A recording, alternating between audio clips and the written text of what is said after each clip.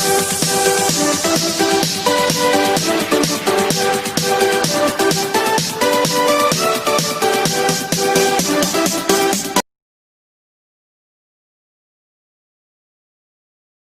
all, welcome back to my channel, that is More English. Today I am going to turn our attention towards the writing skills activity. As you know that the syllabus of 12th standard has been changed and the pattern of the activity sheet is also changed. So far section number 3 is concerned. We have seen two activities. They are interview questions and speech drafting.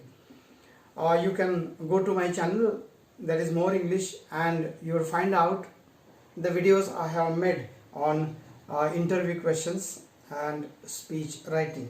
Today we are going to see one of the very important writing skills under writing skills activity, that is letter writing.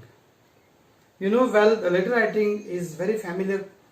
Actually it was question, now it is activity, to the students and to the teachers of English. So for newly changed pattern, a basic change I would like to discuss with you. In earlier syllabus there were 2 letters they were asking. Now we have another option, that is email drafting. So our option is email drafting and another option is letter writing. So today we are going to see letter writing. There are some types of letters. We are going to see the details regarding the letter. But before that, I request again to all my student friends that to subscribe my channel as early as possible and share my videos to the students who are preparing for 12th standard. Now it is मला हे सांगायचं खरं तर की आज आपण writing स्किल्सकडे जातो आहोत. याच्या आधी आपण बरेचसे व्हिडिओज मी माझ्या मोर इंग्लिश या चॅनलवरती अपलोड केलेले आहेत. 2 अशा ऍक्टिव्हिटीज आपण बघितलेल्या आहेत रायटिंग स्किल्सच्या कॅटेगरीमध्ये. एक म्हणजे इंटरव्ह्यू क्वेश्चन्स प्रिपेअर करणं आणि दुसरं म्हणजे स्पीच ड्राफ्टिंग. तुम्ही माझ्या मोर इंग्लिश चॅनलकडे तुम्ही सर्च करा आणि तुम्हाला ते व्हिडिओज तुम्हाला बघता येतील. आज त्याच कॅटेगरीमध्ये आपण रायटिंग स्किलमध्ये जी की 16 मार्कांसाठी आपल्याला हा प्रश्न आपल्याला बघायला मिळतो. त्याच्यामध्ये सब क्वेश्चन्स काही बघायला मिळतात. त्यातला पहिला जो आहे ईमेल ड्राफ्टिंग आणि त्याला और असणारा लेटर रायटिंग. आपण आज लेटर रायटिंगकडे जायचं. ऍक्टिव्हिटी बोर्ड कसे विचारणार आहे तर ते मी रीड करतो. Just you listen. Complete the activities as per the instructions given below. A. Email oblique letter writing. B. Film review oblique blog writing or statement of purpose or expansion of ideas. C. Appeal draft a virtual message or report writing or view counter view. And D. Interview questions, speech and dialogue writing. यातला आपण आज एक निवडला आणि तो म्हणजे letter writing. चला आपण लेटर रायटिंगचे टाइप्स बघूया. You can see this is the activity letter writing. There are 2 types of letters we have, and one of them is formal letter, informal letter. Another one is formal letter. 2 प्रकारले पत्रांचे आपल्याला बघायला मिळतात. त्याच्यामध्ये पहिला जो आहे तो म्हणजे इन्फॉर्मल लेटर, दुसरा फॉर्मल लेटर. इन्फॉर्मल ज्याला आपण मराठीमध्ये अनौपचारिक पत्र असं म्हणतो आणि फॉर्मल ज्याला आपण औपचारिक पत्र असं म्हणतो, जे ऑफिशियल लेटर असतं. Okay. To whom we write informal letters and in which situation? The situation is this one, non-professional situation. We write informal letters to our relatives or to our co-workers or to our friends in non-professional situation. म्हणजे आपण informal प्रकारची जी पत्र असतात ते एकतर आपल्या नातेवाईकांना, जवळच्या नातेवाईकांना, those who are very close to us, our parents, siblings, our uncle, paternal side uncle, maternal side uncle, this type of relatives, they are there. जिथं कुठल्याही प्रकारची प्रोफेशनल सिच्युएशन नसते अशी जी पत्र आपण लिहितो ती इन्फॉर्मल मध्ये येतात. देन कोवर्कर्स, आपले सहकारी असतात, सहकर्मचारी असतात, त्यांना ते लिहिली जातात. And very important thing, friends. खरं बघायला गेलं तर आता हा जमाना जायला लागलाय. पत्र आता लिहिणं, पत्र वाचणं एवढा वेळ लोकांना नाही आहे, तरी सुद्धा आपल्याला क्वेश्चन पेपरमध्ये आपल्या सॉरी ॲक्टिव्हिटी शीटमध्ये आपल्याला 4 मार्कांसाठीचा ही ॲक्टिव्हिटी आहे ती सोडवायची आहे, त्यासाठी आपली तयारी झाली पाहिजे. तर informal letter up to 10th standard you have enjoyed. In the 11th standard and 12th standard you have another option, that is formal. आपल्याला या प्रकारची पत्र लिहायला लागणार आहे, ते म्हणजे फॉर्मल प्रकारची. To whom we write and in which situation we write formal letters. The situation is completely professional. Be aware, in professional situation we write, yes, to the manager or to our head, to our boss.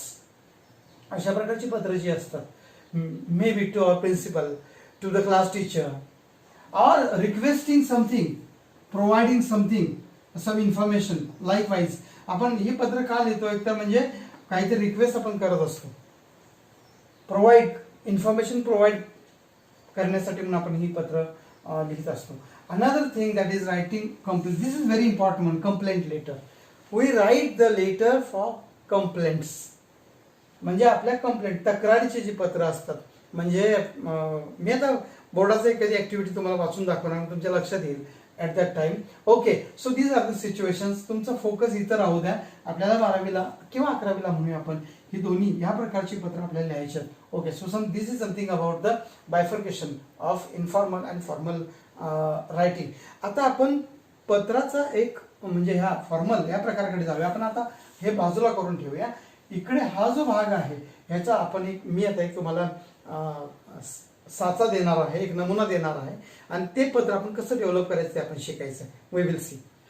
Let's look at the situation in informal letter and in the formal letter. There are 9 different points which differentiate informal letter from formal letter. काय आपण लिहायला पाहिजे, कसं लिहायला पाहिजे. मी informal letter आपल्याला जरी अभ्यासाला नसलं तरी आपण जनरली इन्फॉर्मल बिहेव करत असतो रायटिंगमध्ये सुद्धा. इथं आपल्याला ते चालणार नाही. फॉर्मलमध्ये टोटली आपल्याला ज्या प्रकारचं रायटिंग तुम्हाला करायचं आहे हे ऑफिशियल पाहिजे, फॉर्मल लँग्वेज त्याच्यामध्ये पाहिजे, बिझनेस लँग्वेज त्याच्यामध्ये पाहिजे. आणि इथं बाकी मी एक एक पॉईंट तुम्हाला रीड करून दाखवणार. काय असतं इन्फॉर्मल लेटरमध्ये, there are use of short sentences, and in the formal situation there are use of full sentences. किती मोठा फरक आहे. इथं फॉर्मल मध्ये आपण छोटी छोटी वाक्य वापरू शकतो. Here are no restrictions at all because the letter reader is close to us. Here is not the situation. इथं तशी परिस्थिती नाहीये. इथला लेटर रीडर आपला क्लोज कोणी नसतो.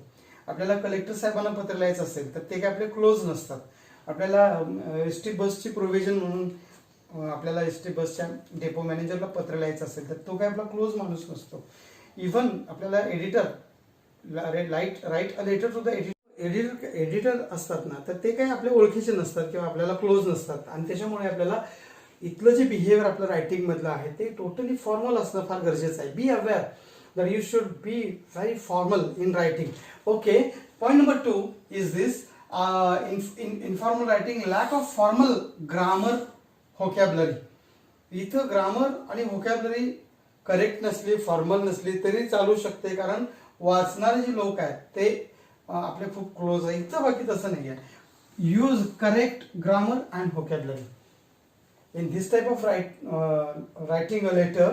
You should use correct grammar and vocabulary. Point number 3, so far informal writing is concerned, use of idioms are there or expressions are there.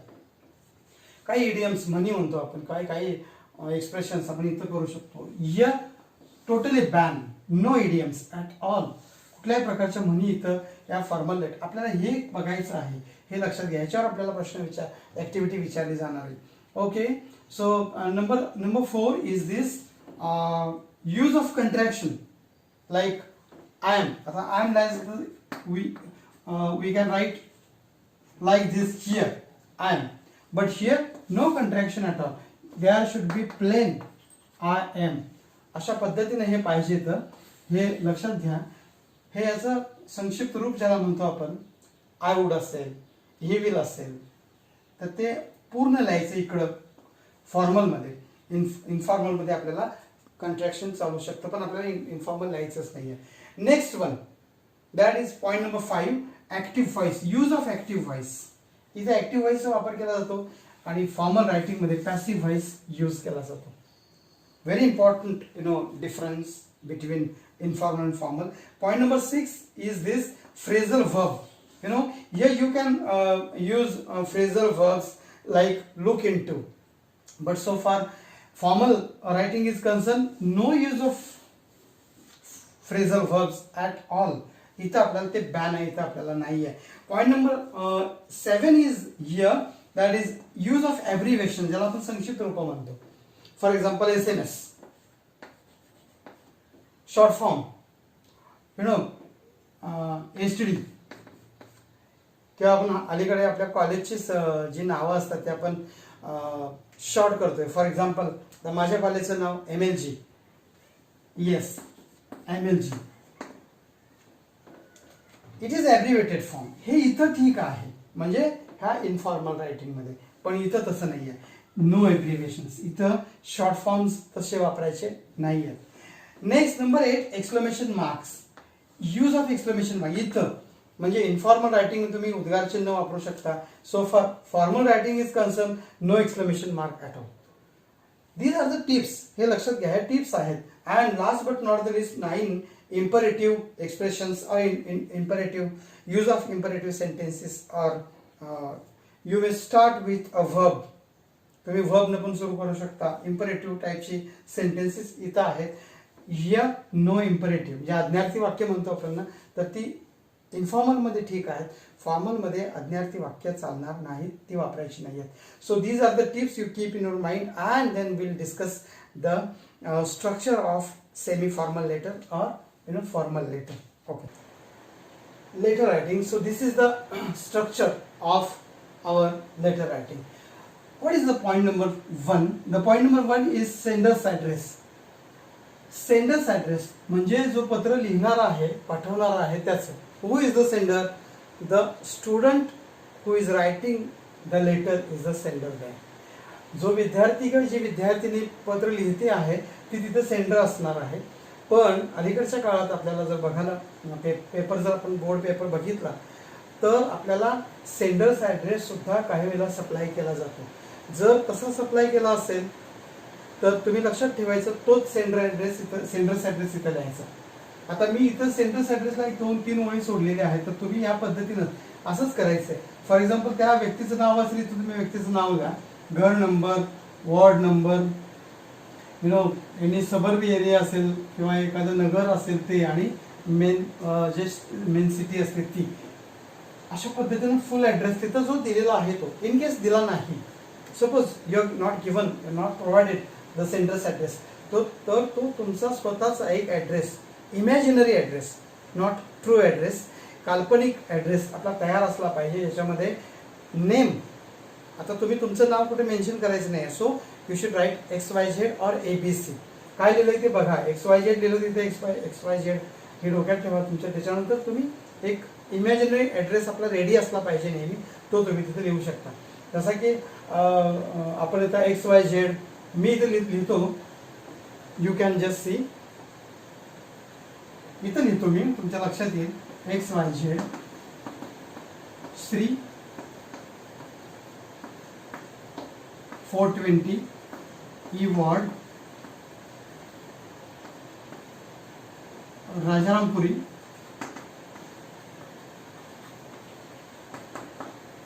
Kolhapur. This type of address you should write. अशा प्रकारचा address आपण इथं लिहायचं Sanders ॲड्रेसमध्ये. जर का बोर्डाच्या पेपरमध्ये address supply केला नसेल तर हे लक्षात ठेवा. Okay, so this is the sender's address. त्याच्याबरोबर आता हे नंबर्स टाकायचे नाही आहेत, हे तुम्हाला मी स्ट्रक्चर म्हणून त्याचं मी दिलेलं आहे, तुम्हाला पॉईंट्स लक्षात राहावेत म्हणून दिले. आपल्या बोर्डाच्या पेपरमध्ये जेव्हा तुम्ही आन्सर द्यायला जाल, don't mention the numbers, don't mention sender's address, don't mention the date. हे असं लिहित न बसता ॲक्च्युअली सेंडर्स ॲड्रेस तुम्हाला लिहायचं, ॲक्च्युअली डेट लिहायचं, हे लक्षात ठेवा. ओके, हे तुम्हाला समजावं म्हणून हा मी केलेला उद्योग आहे. ओके, हे झाल्यानंतर दुसरा जो पॉईंट आहे तो म्हणजे डेट. आता डेट लिहित असताना आपल्याला एकतर म्हणजे ज्या दिवशी तुम्ही पेपर लिहित असता, राईट दॅट सेम डेट. आता तुम्ही फेब्रुवारीच्या महिन्यामध्ये पेपर लिहिणार आणि आज ऑगस्ट मंथ चालू आहे, तर ऑगस्ट महिन्यात याची तारीख प्रिपेअर करून तुम्ही फेब्रुवारीमध्ये, how it is possible, it's not practically possible. त्यामुळं जस्ट पेपरच्या दिवशीची डेट तुम्ही इथे लिहू शकता, पण डेट लिहिण्याची जी पद्धत आहे ती साधारण आपल्याला 21, 22, 23 या दरम्यान आपला इंग्लिशचा पेपर कधीतरी असतो. अगदी ऑकेजनल सिच्युएशन मध्ये तो 18 फेब्रुवारीला झाला होता. Okay, so you should write like this, Feb 21, 2021 अशा पद्धतीची डेट तुम्ही करा, और 21 Feb 2021 अशा पद्धतीची करा. So these are the two ways, American way and British way. These are the two ways. Otherwise आपण आपल्याकडे गावठी पद्धतीनं आणि रानटी पद्धतीनं लिहितोय. काय कसं लिहितो आपण ते, तर ती अशी, हीच तारीख 21/2/2021 ही झाली गावठी पद्धत. आणि रानटी पद्धत म्हणाल तर 21 ही अशी 2/2021. हे इंग्लिशच्या मेजरमेंटमध्ये कुठेही बसत नाही, त्यामुळे डेट सुद्धा लिहित असताना आपण पर्टिक्युलर असणं फार गरजेचं आहे. कारण आपण ऑफिशियल पत्र लिहितो, आपण फॉर्मल पत्र लिहितो, हे लक्षात ठेवा तुम्ही. तेव्हा ह्या दोन पद्धती आहेत डेट लिहिण्याच्या, दोनपैकी एक तुम्ही चूज करा. And just we will turn our attention to the third point. Okay, receiver's address.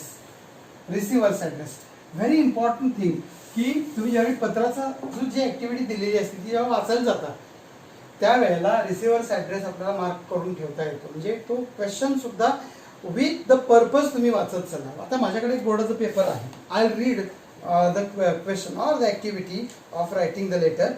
Yes, it is okay. Write any one of the following letters. मी त्यातलं आपल्याला जे हवं आहे ते मी तुम्हाला सांगतो, जे फॉर्मल ते वाचतो मी. Your junior college is situated on a narrow but busy road, causing traffic congestion and pollution. Noisy horns and constant traffic disturb the classes. Write a letter of complaint to the chief officer municipality of your town and suggest some solution. म्हणजे आता इथं अगदी last लाईनला तुम्हाला इथला हा जो address आहे तो मिळाला.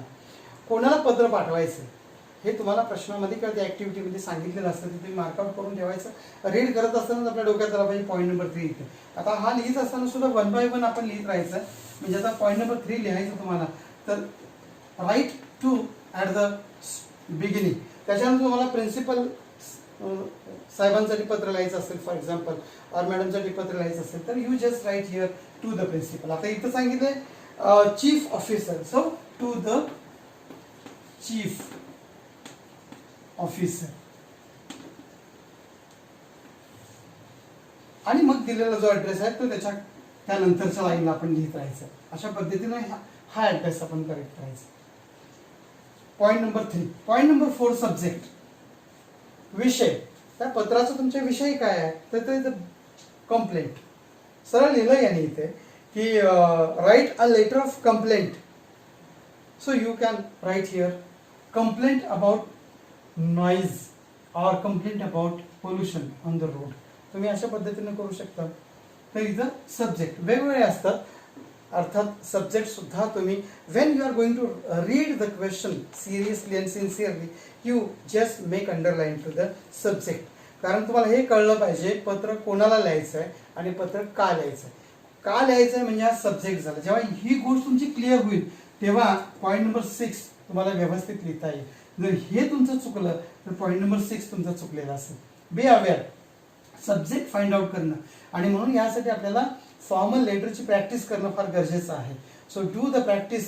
आपल्याला आपल्या हातून एक 15-20 लेटर्स आपण स्वतः लिहिली पाहिजेत, वेगवेगळे जुने क्वेश्चन पेपर काढून त्याच्यातले घेऊन, आणि मग आपल्या हातामध्ये या सगळ्या गोष्टी बसतात. म्हणजे पत्र कोणाला लिहायचं आहे त्याचं उत्तर आपण इथे लिहिणार आहे पॉईंट नंबर 3 मध्ये, आणि पत्र का लिहायचं आहे त्याचं उत्तर आपण इथे लिहिणार आहे. ओके, त्यानंतर सॅल्युटेशन. आपला फॉर्मल लेटरसाठीचं सॅल्युटेशन आहे. सॅल्युटेशन ज्याला आपण मायना असं म्हणतो मराठीमध्ये. आणि आपले ठरलेले आहेत respected or dear. You can just say dear sir oblique madam. आपल्याला एक्झॅक्टली माहित नसते की आपण ज्या पोस्ट वरती जी व्यक्ती आता इथंच आपण चीफ ऑफिसर आहे तर she is a male or female we don't know, आणि म्हणून आपण दोघांसाठी असं ॲड्रेसिंग करायचं आणि कॉमा द्यायचा. ओके, सो दिस इज आपलं तयार व्हायला पाहिजे. Dear sir oblique madam, dear sir oblique madam. So this is the permanent salutation for us. यानंतर आपल्याला मेन बॉडीकडे जायचं आहे. मी मेन बॉडी जी आहे ती थोडंसं आता माझ्या ह्या बोर्डमध्ये स्पेस नसल्यामुळे मी थोडी वरती घेऊन ती लिहितोय तुमच्या लक्षात येण्यासाठी. Main body point number 6. आता नंबर्स काय टाकाय मेन बॉडीमध्ये लिहायचं काय थोडक्यात आपल्याला, तर मेन बॉडीमध्ये सगळ्यात महत्वाचं म्हणजे पॅरेग्राफ्स आपल्याला तिथं पाहिजेत. त्या म्हणजे कसं की साधारण तीन पॅरेग्राफ्स करायचे. आपण काय असायला पाहिजे मेन बॉडीमध्ये. पॅरेग्राफ नंबर 1, समजा तुम्ही complaint letter, suppose you are writing complaint letter, तर व्हॉट इज द प्रॉब्लेम हे तुम्हाला पहिल्या पॅरेग्राफमध्ये सांगायचं. Write something about your identity और your introduction in a line and then you should state your problem in the first paragraph. पहिल्या paragraph मध्ये तुम्ही तुमचा जो प्रॉब्लेम आहे तो स्टेट करा, सांगा. Just 2-3 lines only. ओके, पैरा number 2 or paragraph number 2. I am discussing with you main body of the letter. Paragraph number 2. What is here? Yes, तुम्ही समस्या सांगितली किंवा प्रॉब्लेम तुमचा सांगितला. You just explain the problem and why it is a problem. तुम्ही ह्याच्यामध्ये this is your output, हा तुमचा आउटपुट असणार आहे, लक्षात घ्या. प्रॉब्लेम तर तुम्हाला ऑलरेडी डिस्कस केलेला आहे ऍक्टिव्हिटीमध्ये, म्हणजे त्या प्रश्नामध्ये सांगितलेला असतो काय problem. Complaint about noisy road. तर इथं तुम्हाला का ते झालंय, तर हे तुम्हाला एवढंच तुमचं स्वतःचं संपूर्ण आउटपुट जो म्हणतो तो करावा. अदरवाईज हा सगळा सेटअप जो आहे लेटरचा हा ॲज इट इज तुम्ही करायला काय हरकत नाही, एवढं चेंज करायला काय हरकत नाही आहे. ओके, सो त्या समस्येचं स्पष्टीकरण द्या आणि हे सांगा की ती समस्या का आहे, कशामुळे झालेली आहे, म्हणजे इथं कारण 2-3 वाक्य इथं तुमची लिहावी लागतील. त्याच्यानंतर अजून एक महत्वाचं आहे paragraph number 3. You just write here actual solutions on the problem. Suggest, you just suggest the solutions. तर तुमच्याकडे असलेले समस्ये, ह्या समस्येसाठीची जी सोल्युशन असतात ती तुम्ही सजेस्ट करा. आता दरवेळेला काही समस्या कंप्लेंट लेटर येत नाही. तुम्ही 2019चा पेपर जर बघितला तर write a letter to the principal of your college to ask a leave, ask a leave for a week, अशा प्रकारचं अशा टाईपचं पत्र आलं. तिथं तक्रार नाही आहे, तर ते पत्र लिहित असताना म्हणजे प्राचार्यांना तुम्ही पत्र लिहून तुम्हाला एक आठवड्याची रजा पाहिजे आहे, सुट्टी हवी आहे, यासारखं पत्र तयार करा म्हणून 2019च्या पेपरमध्ये आले. आता माझ्या हातात जो पेपर तुम्हाला दिसतोय हा 2018चा आहे, फेब्रुवारी 2018चा. तर 19चा पेपर आपण बघितला तर त्यामध्ये ही समस्या नाही आहे. तिथे काय सांगितलं, write related to the principal of your college. आता मग तसं बघायला new college of arts and commerce Akola असा ॲड्रेस तिथं दिलाय, तर त्या कॉलेजच्या प्राचार्यांना पत्र लिहायचं आपण. ओके, म्हणजे रिसिव्हर्स ॲड्रेस झाला. सब्जेक्ट काय, about asking a leave of some week or a week. त्यानंतर तुम्ही पॅराग्राफ तुम्ही तुमची ओळख सांगायची आहे कशी, you are the student of so and so college, so and so class, your roll number is XYZ. आणि मग तुमची इथं डिमांड जी आहे ती दुसऱ्या पॅराग्राफमध्ये, suppose you are going to attend any function of your relative or you have examination, कुठल्या तरी तुम्ही बाह्य अशा परीक्षा देताय, त्याची परीक्षा आहे म्हणून तुम्ही घेताय सुट्टी. Suppose somebody is ill in the house and you are going to take the care of that person and त्याच्यासाठी तुम्ही सुट्टी मागताय, हे इथं सांगा. अशा पद्धतीने आपलं लेटर डेव्हलप झालं पाहिजे. आता आपण कंप्लेंट लेटर बघतोय, तर या तिसऱ्या पॅराग्राफमध्ये कंप्लेंट लेटरसाठी तुमच्याकडे असलेल्या सोल्युशन्स, सजेशन्स सांगा तुमचे काय असतील का, 1, 2, 3 सांगायचे काय करायला पाहिजे. आणि last but not the least paragraph छोटा तुम्ही करायला हरकत नाही, सिंगल लाईनचा. Yes, you have to just do the request द्या. तर तुम्ही तिथे काय करायचं आहे, आस्क फॉर हेल्प. तर ज्यांना तुम्ही पत्र लिहिताय त्यांच्याकडून तुमच्या समस्येची निराकरण होण्यासाठी just ask for the help. आणि मग तुम्ही थँक्यू असं just you just write there thanking you and then complimentary close. Point number 7 is complimentary close. What is complimentary close? अभिवादन पर शेवट ज्याला म्हणतो आपण मराठीमध्ये. You just write yours sincerely. आपण नेहमी लिहितोच की पत्राचा शेवट जेव्हा करतो युअर्स लव्हिंगली, युअर्स सिन्सिअरली, तर इथं तुम्ही युअर्स सिन्सिअरली और युअर्स फेथफुली या टाईपचा तुमचा हा कॉम्प्लिमेंटरी क्लोज एकच ठेवा डोक्यात. तोच जाऊन आपण पेपरला लिहायचा आहे, तर तो असा लिहू शकता तुम्ही युअर्स फेथफुली आणि मग कॉमा द्या. बऱ्याचशा विद्यार्थ्यांना बऱ्याच वेळेला मी पेपर मॉडरेशन करत असताना खूपदा माझ्या लक्षात ते येतं, बरेचसे विद्यार्थी इथे ॲपोस्ट्रॉफी करतात. तर ते करू नका तुम्ही, हे करायचं नाही. हे युअर्स ह्याच्यामध्ये हे युअर्स आहे. तुम्ही इथं जर ॲपोस्ट्रॉफी केला त्याचा मिनिंग हा वेगळा होतो. त्यामुळे खूपदा आता हल्ली मला वाटतं मी रिसेंटली रिचेकिंग करून आलो पेपरचे, तर त्याच्यामध्ये सुद्धा अशा गोष्टी मला जाणवलेल्या आहेत. सो बी अवेअर की आपल्याला युअर्स फेथफुली आणि इथं सगळ्यात शेवटी कॉमा द्यायचा आहे. आणि त्याच्यानंतर आपलं इथं सेंडर्स ॲड्रेसमध्ये जे आपण लिहिलं XYZ लिहिलं असेल तर सिग्नेचर म्हणून तुम्ही XYZ लिहा. समजा इथं बोर्डाने सप्लाय केलेलं नाव लिहिलं असेल तर ते तुम्ही नाव इथं लिहायचं आहे. इथं XYZ लिहिलं आणि इथं ABC लिहिलं तर ते चालणार नाही. म्हणजे पत्र लेखक एक आणि सही करणारा वेगळा असं होऊ शकतं. आणि ज्यावेळेला टॉप केसेस आपल्या होतात, आपण एवढी तयारी करतोय म्हणजे आपल्याला चांगले मार्क मिळवायची आपली तयारी असते, त्या टॉप केसेसना साधारण 3-4 पेपर ते बघत असतात. बी अवेअर की आपल्याला ह्या अशा मायन्यूट मिस्टेक्स टाळायच्या. आणि खूप इथं ते आपलं हे स्ट्रक्चर संपतं. But very important tip I would like to give you that your letter should be very neat and clean. Presentation should be very neat and clean. तर ते प्रेझेंटेशन जे आहे ते खूप महत्त्वाचं आहे. कारण जर तुम्ही गुणांचं वर्गीकरण बघितलं ते मला तुम्हाला सांगायचं आहे. लिसन, जे मार्किंग जे आपल्याला बघायला मिळते ह्या क्वेश्चनसाठी ते पण आपल्या लक्षात यायला हरकत नाही. जो कंटेंट असतो आपला, जो आशय आपण लिहिलाय त्या कंटेंटसाठी 2 मार्क्स आउट ऑफ 4 हे लक्षात घ्या. देन ॲक्युरसी ऑफ लँग्वेज जे असतं ना, तर त्याच्यासाठी आपल्याला 1 मार्क असतो. And next one that is appropriation, त्याला अप्रोप्रिएटनेस त्याला म्हणूया आपण.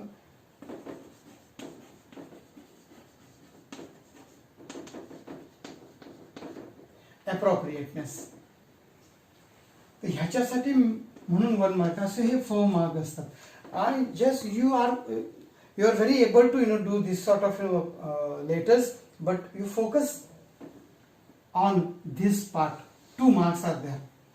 So accuracy of language, how you are going to acquire? Just by the practice, and there should be appropriateness. So हे सगळं जेव्हा तुमचं सगळं जमून येईल तेव्हा तुम्हाला 4 पैकी 4 मार्क मिळू शकतात. Good luck for getting 4 marks. Do more practice, and whatever the problems are there, whatever the doubts are there, you can just ask me.